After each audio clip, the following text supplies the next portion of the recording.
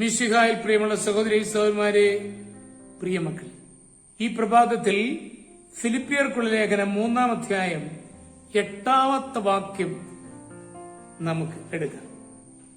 Letter to Philippians chapter 3 verse 8.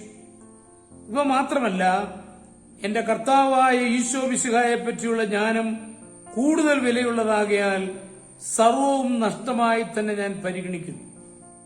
അവനെ പ്രതി ഞാൻ സകലവും നഷ്ടപ്പെടുത്തുകയും ഉച്ഛിഷ്ടം പോലെ കരുതുകയുമാണ്. ക്രൈസ്തവ വിശ്വാസത്തിന് മറ്റു മതവിശ്വാസങ്ങളെക്കാൾ എടുത്തു പറയാവുന്ന ഒരു പ്രത്യേകതയുണ്ട്. മറ്റ് മതവിശ്വാസങ്ങൾ യുക്തിപൂർവ്വം ക്രോഡീകരിച്ചിരിക്കുന്നുവെങ്കിൽ ക്രൈസ്തവ വിശ്വാസം തത്വസംഹിതയിലല്ല, ഒരാളിലാണ് അധിഷ്ഠിതമായിരിക്കുന്നത്. ഈശോ എന്ന വ്യക്തിയിൽ സകലവും അടിസ്ഥാനപ്പെട്ടിരിക്കുന്നു. കർത്താവായ ഈശോയിൽ വിശ്വസിക്കുക, എന്നാൽ നീയും നിന്റെ കുടുംബവും രക്ഷ പ്രാപിക്കുമെന്ന് വിശുദ്ധ പൗലോസ് പറഞ്ഞത് നാം ഓർക്കുന്നുണ്ട്. ഒരു പാപവും ചെയ്യാതെ ദൈവപുത്രനായി ജീവിച്ച ഈശോയ്ക്ക് താൻ മരിച്ചാലും ഉയർത്തെഴുന്നേറ്റ് ജീവിക്കുമെന്ന് വെളിപാട് ലഭിച്ചു. സ്വമനസ്സോടെ താൻ മരിച്ചു. പുതിയ ആത്മീയ ശരീരത്തോടെ ശിഷ്യന്മാരുടെ ഇടയിലേക്ക് വന്നു. ഈ ഈശോ സ്വർഗത്തിലും ഭൂമിയിലുമുള്ള സകല അധികാരവുമുള്ളവനായി നമ്മുടെ ഇടയിൽ ജീവിച്ചു പ്രവർത്തിക്കുന്നു. ഈശോയോട് സ്നേഹബന്ധത്തിലാകുന്നവർ രക്ഷിക്കപ്പെടുന്നു. അവരുടെ ജീവിതകാലത്ത് ഈശോ അവർക്ക് സഹായകനാണ്. മരണസമയം ഈശോ കൂടെ ഉണ്ടായിരിക്കും. തുടർന്നുള്ള നിത്യതയിലെ ജീവിതത്തിലും ഈശോ ഒരാശ്രയമാണ്.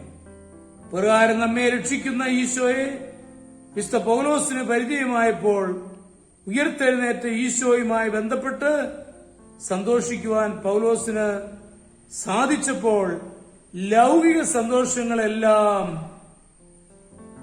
ഉച്ഛിഷ്ടമായി കരുതി. ഈശോയുടെ സാമീപ്യം മനസ്സിലാക്കാനും കൂട്ടായ്മ അനുഭവിക്കുവാനും സാധിക്കുമ്പോഴുണ്ടാകുന്ന സംതൃപ്തിയും സന്തോഷവും മറ്റെല്ലാ സന്തോഷങ്ങളെക്കാൾ വലുതാണ്.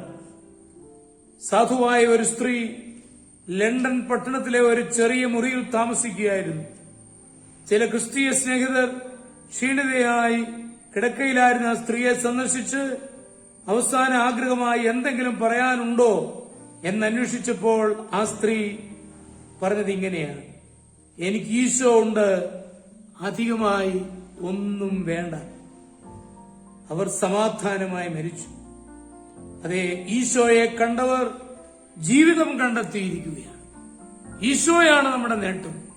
ബാക്കിയുള്ളതെല്ലാം ഉച്ഛിഷ്ടമായി കരുതുവാൻ കഴിഞ്ഞ ആ വിശുദ്ധ പൗലോസിനെ പോലെ നമുക്കും ഈശോയുള്ള ബന്ധത്തിൽ ആഴമായി വളരുവാൻ ആത്മാർത്ഥമായി പരിശ്രമിക്കും. നമ്മുടെ കർത്താവ് ഈശോ മിശിഹായുടെ കൃപയും പിതാവായ ദൈവത്തിന്റെ സ്നേഹവും പരിശുദ്ധാത്മാവിന്റെ സഹവാസവും പരിശുദ്ധ അമ്മയുടെ മധ്യസ്ഥതയും നിങ്ങൾ എല്ലാവരോടും കൂടി ധാരാളമായിട്ടുണ്ടായിരിക്കട്ടെ, എപ്പോഴും എപ്പോഴും എന്നേക്കും. ആമേൻ.